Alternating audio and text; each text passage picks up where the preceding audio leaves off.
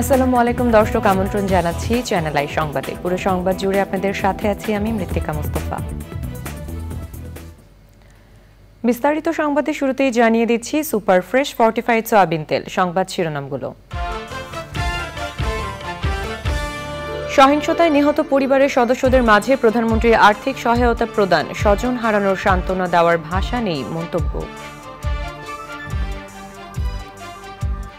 আসলে আপনাদেরকে আমি কি বলে সান্ত্বনা দেব? আমি একটু বলবো যে আমি আপনাদের মতনই একজন বাবা মা ভাই হারানো সেই এতিম, কাজে আপনাদের কষ্ট আমি বুঝি। আমি আছি আপনাদের জন্য, আপনাদের পাশে।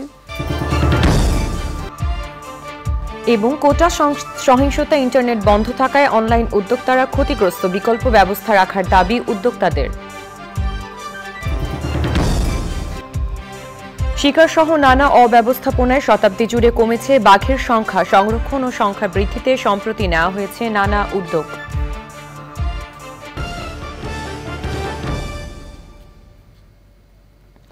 দর্শক, সংবাদ শিরোনামগুলো জানাচ্ছিলাম। এখনকার এই সংবাদ আয়োজন একই সঙ্গে চ্যানেল আইয়ের ইউটিউব চ্যানেলে এবং চ্যানেল আইয়ের ওটিটি প্ল্যাটফর্ম আই স্ক্রিনে লাইভ স্ট্রিম হচ্ছে। যাচ্ছে বিস্তারিত সংবাদে। প্রধানমন্ত্রী শেখ হাসিনার কাছে সন্তান হত্যার বিচার চেয়েছেন কোটা সংস্কার আন্দোলনে নিহত 34 শিক্ষার্থীর পরিবারের সদস্যরা। গণভবনে প্রধানমন্ত্রীর কাছ থেকে আর্থিক সহায়তা গ্রহণকালে এই দাবি জানিয়েছে ক্ষতিগ্রস্ত পরিবারগুলো। এসেছিলেন রংপুরে নিহত শিক্ষার্থী আবু সাইদের পরিবারও। সুলতানা হিমুর রিপোর্ট। কোটা সংস্কার আন্দোলনে সহিংসতার শিকার হয়ে মারা যায় রংপুর বেগম রোকেয়া বিশ্ববিদ্যালয়ের ইংরেজি বিভাগের ছাত্র আবু সাইদ। সময়ের পরিক্রমায় থেমেছে সেই আন্দোলন, হয়েছে কোটার সংস্কারও, কিন্তু পরিবারের কাছে আবু সাইদের নামটি এখন শুধুই স্মৃতি। তাক নিয়ে অনেক আশা ছিল, বড় চাকরি করবে, যেরকম ডিসি ম্যাজিস্ট্রেট হয় সেই রকম কিছু একটা হবে। আমরা গরিব মানুষ, আমাদের বাড়িতেও গাড়ি আসবে একদিন, সেটা স্বপ্ন আছিল। আমরা গরিব ভাই বোন, সবার দিকে দেখবে।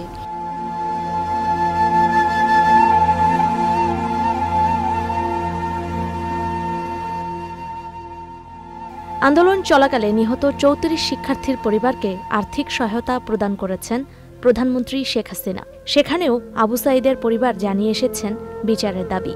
সাইদের মা সাহস নিয়ে বলেছেন, এমন ছেলের মা হওয়া গর্বের।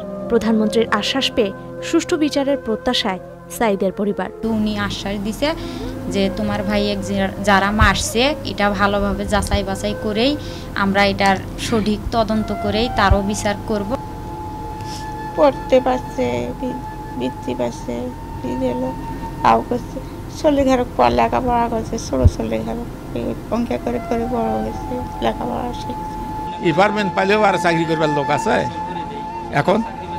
আমার ছেলে তো মারা গেছে। শহীদ ভাইয়ের মৃত্যুর বিনিময়ে আমরা কোনো কিছু এভাবে চাইতে পারব না, এবং প্রধানমন্ত্রী যদি ভালো মনে করে, যদি কিছু যদি আমাদের জন্য চাকরির ব্যবস্থা বা কোনো কিছু যদি করে দেয় তাহলে ভালো। কোটা সংস্কার আন্দোলনে সহিংসতার শিকার হয়েছেন সাধারণ জনগণ ও গণমাধ্যম কর্মীরাও। তাদের পরিবারকেও চাকরি সহ আর্থিক সুবিধা দেওয়ার ব্যবস্থা করে দিয়েছেন সরকার প্রধান। সারাক্ষণ কোথায় যাও, এই যেখানে মা, এই যে নিচে নিচে তো দেখি নিচে কোন ফাঁকে যে আবার চলে গেছে নিজেও কইতে পারি না, কোন ফাঁক দা এরকম হয়ে গেল। আমার তো আর এখন মাথার উপরে কেউ থাকলো না, এখন আমার বাচ্চারা সর্বপ্রথম এতিম হয়ে গেছে। প্রধানমন্ত্রী আমাদের যে এই ব্যবস্থাটা করে দিয়েছে, তাতে আমি কিছুটা হলেও আমার ক্ষতিপূরণ হয়েছে। আর কোনো শিক্ষার্থী যাতে অকালে প্রাণ না হারায় সেজন্য অভিভাবকদের সচেতন হতে অনুরোধ করেছেন নিহত শিক্ষার্থীদের পরিবারের সদস্যরা। Sultana Himu, channel I, Dhaka. সাম্প্রতিক সহিংসতার ঘটনায় ইন্টারনেট বন্ধ থাকায় অনলাইন উদ্যোক্তারা ব্যাপকভাবে ক্ষতিগ্রস্ত হয়েছেন। তাদের মধ্যে বেশি ক্ষতিগ্রস্ত হয়েছেন যারা পচনশীল পণ্য নিয়ে কাজ করেন।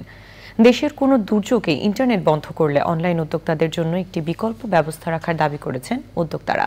বিস্তারিত জাকি আক্তারের রিপোর্টে। কোটা সংস্কার আন্দোলন ঘিরে সহিংসতার মধ্যে গত 17 জুলাই রাতে মোবাইল ইন্টারনেট এবং 18 জুলাই রাতে ব্রডব্যান্ড ইন্টারনেট বন্ধ হয়ে যাওয়ার পর অনলাইন ব্যবসা একেবারেই অচল হয়ে পড়ে। ইন্টারনেট বন্ধ ও কারফিউ থাকায় সবচেয়ে বেশি প্রতিবন্ধকতার মধ্যে পড়তে হয়েছে অনলাইনে পণ্য সরবরাহকারীদের। ফারজানা আক্তার দেশে ও প্রবাসী গ্রাহকদের মাছ পৌঁছে দেওয়ার ব্যবসা করেন।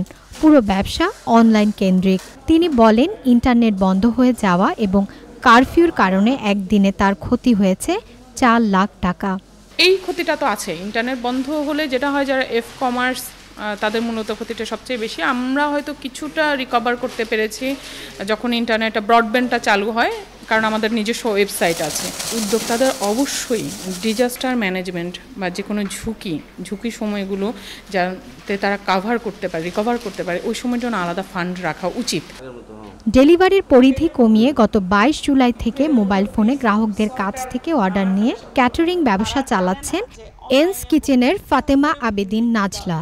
তিনি বলেন, যাদের ফেসবুকে রুটি রুজির জায়গা সেটি যদি বন্ধ হয়ে যায় তাহলে নিঃস্ব হয়ে পড়তে হয়।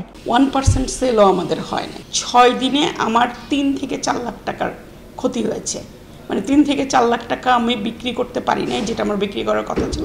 এবং আমার অনেকগুলো বিলস আটকে আছে বা আছে। ইভেন আমরা অনেক কর্পোরেট বিল হাতে পাই নাই।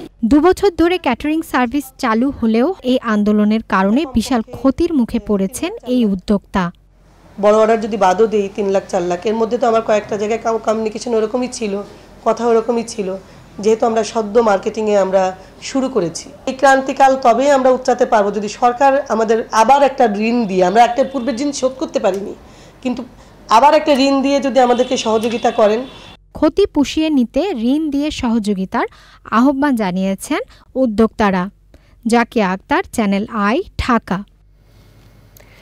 সৌদি আরবে প্রবাসী বাংলাদেশির জন্য গত 24শে জুলাই থেকে শুরু হয়েছে ভোটার নিবন্ধন ও জাতীয় পরিচয়পত্র সেবা কার্যক্রম। বিদেশের মাটিতে এই সেবা পেয়ে খুশি সৌদি প্রবাসীরা। তবে প্রচার না থাকায় বেশিরভাগ প্রবাসী বাংলাদেশি এই খবর জানেন না। সৌদি আরব থেকে MY আলাউদ্দিনের রিপোর্ট। সৌদি আরবে বসবাসরত 30 লাখেরও বেশি বাংলাদেশির কাছে প্রধানমন্ত্রী দেয়া প্রতিশ্রুতি বাস্তবায়ন হতে যাচ্ছে। গত 24 জুলাই রিয়াদে বাংলাদেশ দূতাবাসে ভোটার নিবন্ধন ও জাতীয় পরিচয়পত্র সেবা কার্যক্রমের উদ্বোধন করেন নির্বাচন কমিশনার আনিসুর রহমান। তিনি জানান, রিয়াদে বাংলাদেশ দূতাবাস এবং জেদ্দায় বাংলাদেশ কনসুলেট থেকে প্রবাসী বাংলাদেশিদের NID সেবা প্রদান করা হবে।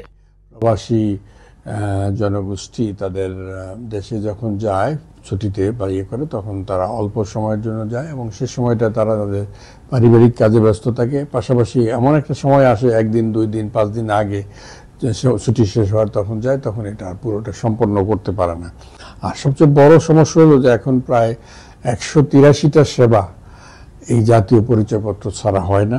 তাছাড়া প্রবাসীরা তাদের জমি কিনে কষ্টার্জিত অর্থের মাধ্যমে বা বসত বাড়ি করে, কিংবা ব্যাংক অ্যাকাউন্ট করা, কিংবা ছেলে মেয়ের ভর্তি, এখন প্রায় সব জায়গাতেই জাতীয় পরিচয়পত্র বাধ্যতামূলক হয়ে গিয়েছে। তাদের দীর্ঘদিনের দাবি বাস্তবায়নে সরকারের এই উদ্যোগকে স্বাগত জানিয়েছেন প্রবাসীরা। সৌদি আরবে স্মার্ট কার্ড চালু করছে, এটা সবার জন্য ভালো।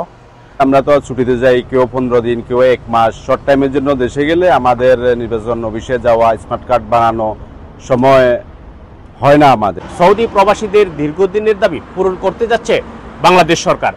স্থানীয় দূতাবাসের মাধ্যমে প্রবাসীদের জন্য ইস্যু করা হচ্ছে স্মার্ট কার্ড, যার মাধ্যমে অনেকগুলি সুবিধা পেতে যাচ্ছেন এসব প্রবাসীরা।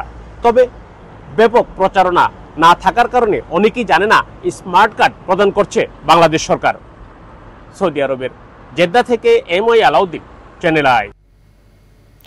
প্রাকৃতিক সম্পদে সমৃদ্ধ বাংলাদেশের একটি বড় অংশ দখল করে আছে বিভিন্ন প্রজাতির বন্যপ্রাণী। এর মধ্যে অন্যতম রয়্যাল বেঙ্গল টাইগার বা বাংলার বাঘ। কিন্তু শিকার সহ নানা অব্যবস্থাপনায় শতাব্দী জুড়ে কমেছে বাঘের সংখ্যা।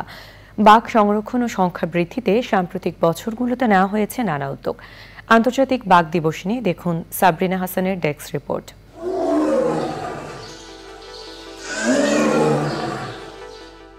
উজ্জ্বল বর্ণ, আকার ও স্বভাবের কারণে বাংলার বাঘের খ্যাতি পৃথিবীব্যাপী। সাহসিকতা ও শক্তিমত্তার কারণে বাংলাদেশের জাতীয় পশুর স্বীকৃতি পেয়েছে বাঘ। রাজসিক এই প্রাণীর আবাসস্থল বাংলাদেশের দক্ষিণ পশ্চিমে অবস্থিত সুন্দরবনে। একসময় দেশের অধিকাংশ বনে বাঘের দেখা মিললেও এখন তা শুধুমাত্র সুন্দরবনে সীমাবদ্ধ। শাখা প্রশাখার মতো ছড়িয়ে ছিটিয়ে থাকা অসংখ্য নদী ও খালে পরিপূর্ণ সুন্দরবনের প্রতিবেশ ব্যবস্থার অন্যতম সদস্য বাংলার বাঘ। এদের প্রাকৃতিক আবাসস্থল বাংলাদেশ সহ পৃথিবীর 13টি দেশ। তবে চোরা শিকার, আবাসস্থল ধ্বংস, খাদ্যাভাব ও জলবায়ু পরিবর্তনজনিত প্রাকৃতিক বিপর্যয়ের কারণে গত 100 বছরে বিশ্বে বাঘের সংখ্যা কমেছে 95%। এমন বাস্তবতায় বাঘ সংরক্ষণে সচেতনতা তৈরিতে প্রতিবছর 29শে জুলাই বিশ্বজুড়ে বাঘ দিবস উদযাপিত হয়। বিপন্ন এই প্রাণী সংরক্ষণে নানা কার্যক্রম গ্রহণ করেছে বাংলাদেশ। এরই ধারাবাহিকতায় 10 বছর মেয়াদী 2টি টাইগার অ্যাকশন প্ল্যান 2009 থেকে 2017 এবং 2018 থেকে 2028 প্রণয়ন করেছে সরকার।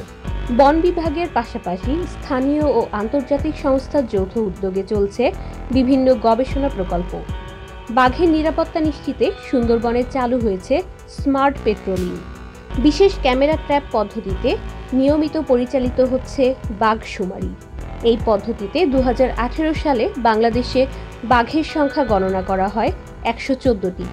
2010 সালে সেন্ট পিটার্সবার্গে প্রথম বাঘ সম্মেলনে বাংলাদেশ সহ 13টি দেশ নিজ নিজ দেশে বাঘের সংখ্যা 12 বছরের মধ্যে দ্বিগুণ করার লক্ষ্য নিয়েছিল। কিন্তু বাংলাদেশে বাঘের সংখ্যা সামান্য বাড়লেও এখনও দূরে আছে সে লক্ষ্য থেকে। বিশেষজ্ঞরা বলছেন, বনের আয়তন ও বাঘের খাবারের পরিমাণ বিবেচনা নিলে বাঘের সংখ্যা দ্বিগুণ বা তারও বেশিতে উন্নীত করা সম্ভব। সাবরিনা হাসান, প্রকৃতি ও জীবন ডেস্ক, চ্যানেল আই। জমে উঠেছে প্যারিসের সামার অলিম্পিক্সের স্বর্ণ ও পদক জয়ের প্রতিযোগিতা। তবে শুটিংয়ে বাছাই পর্বে 49 জনের মধ্যে 43তম হয়েই আসরের দ্বিতীয় দিনে বিদায় নিতে হয়েছে বাংলাদেশের রবিউল ইসলামকে। দলগত নারী আর্চারিতে চীনকে 5-4 সেটে হারিয়ে সোনা জিতে নিয়েছে সাউথ কোরিয়া। আসরে দেশটির এটি তৃতীয় স্বর্ণ ও সব মিলিয়ে 6টি পদক। মেয়েদের 10 মিটার এয়ার পিস্তলের রেকর্ড গড়ে স্বর্ণ জিতেছে সাউথ কোরিয়ার ইয়েজিন। রাশিয়ান ভিতালিয়ার আগের 240.3 স্কোরকে টপকে 243.2 স্কোর গড়েন ইয়েজিন। মেয়েদের এই ইভেন্টে ব্রোঞ্জ জিতে ভারতকে প্রথম পদক এনে দিয়েছেন ভাকের মানু। আর ছেলেদের 10 মিটার এয়ার রাইফেল এককে শিয়ে ইউ এবং একই ইভেন্টে দলগতভাবে সোনা জিতেছে চাইনিজরা। মেয়েদের ক্রস কান্ট্রি মাউন্টেন বাইক ইভেন্টে সোনা জিতেছে স্বাগতিক ফ্রান্সের পলিন ফেরাব্রাভো। চতুর্থ অলিম্পিকে এসে প্রথম পদক জিতলেন তিনি। এর আগে 2015, 19, 20, 22 ও 23 সালের বিশ্ব চ্যাম্পিয়নশিপে চ্যাম্পিয়ন হয়েছিলেন তিনি। রাগবি থেকে প্রথম স্বর্ণ এনে দেওয়া অ্যান্টনি দুপন্ত ও তার দলকে সংবর্ধনা দেওয়া হয়েছে ক্লাব ফ্রান্স ইন প্যারিসে। ওদিকে নদী দূষণ কারণে অলিম্পিক্সের ট্রাইথলন সিন নদী থেকে সরিয়ে নেওয়া হয়েছে পূর্ব প্যারিসে। প্যারিস অলিম্পিক্সের স্বর্ণ জয়ের শীর্ষস্থান ধরে রেখেছে অস্ট্রেলিয়া। 4টি স্বর্ণ ও 2টি রৌপ্য সহ মোট 6টি পদক নিয়ে টেবিলের শীর্ষে অস্ট্রেলিয়ানরা। সমান 6টি পদক ও 3টি স্বর্ণ নিয়ে দ্বিতীয় স্থানে সাউথ কোরিয়া। দ্বিতীয় দিনের শেষ দিকে চমক দেখিয়ে চীনের সঙ্গে যৌথভাবে তিনে উঠে এসেছে জাপান। সমান 3টি করে স্বর্ণসহ মোট 6টি করে পদক দুদেশের থাকলেও চীনের পরেই জাপানিজরা। সমান 2টি স্বর্ণ, রৌপ্য ও ব্রোঞ্জ নিয়ে 5-এ হোস্ট ফ্রান্স। একটি স্বর্ণসহ 6 পদক নিয়ে 6-এ নেমে এসেছে মার্কিন যুক্তরাষ্ট্র। দর্শক, এবারে চলে যাচ্ছি বিরতিতে।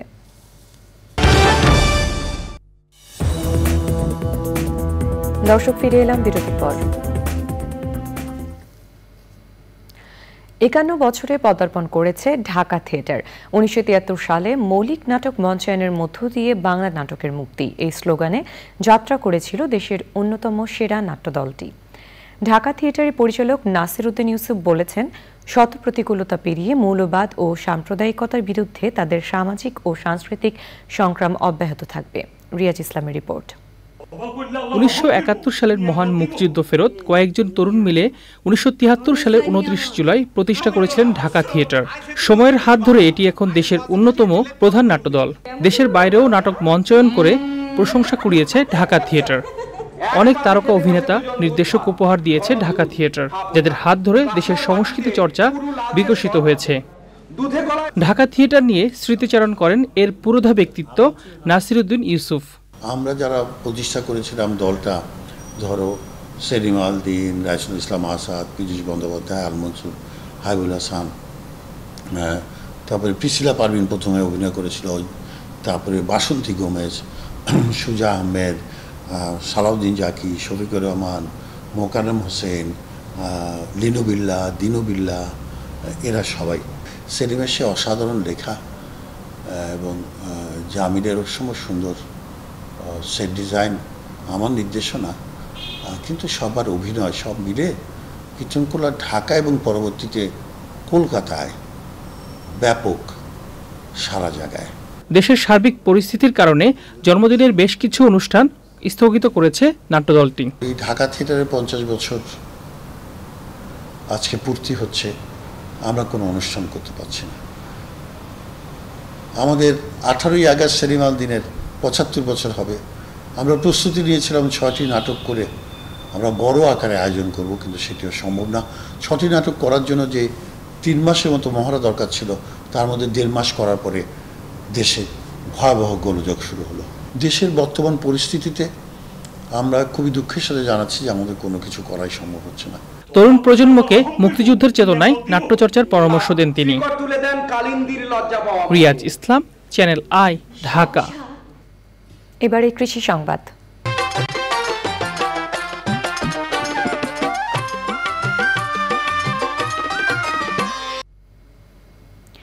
চলমান পরিস্থিতিতে নওগাঁর কৃষক তাদের উৎপাদিত শাকসবজির মূল্য পাচ্ছেন না। সীমিত পরিসরে পরিবহন চলায় উৎপাদিত শাকসবজি বাইরের জেলাগুলোতে সরবরাহ হচ্ছে না। স্থানীয় বাজারে চাহিদা কমে যাওয়ায় কমেছে দাম।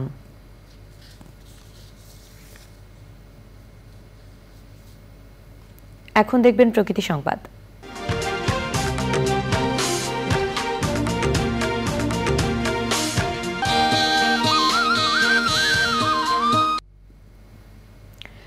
কুড়িগ্রামে তীব্র নদী ভাঙনে নিঃস্ব হচ্ছে হাজার হাজার পরিবার। পানি কমতে থাকায় নদী তীরবর্তী 50টি পয়েন্টে দেখা দিয়েছে তীব্র ভাঙন। সাময়িকভাবে জিও ব্যাগ ফেলে ভাঙন রোধে চেষ্টা চালাচ্ছে পানি উন্নয়ন বোর্ড। তবে স্থায়ী সমাধানে প্রয়োজনীয় উদ্যোগের দাবি ভাঙন কবলিতদের।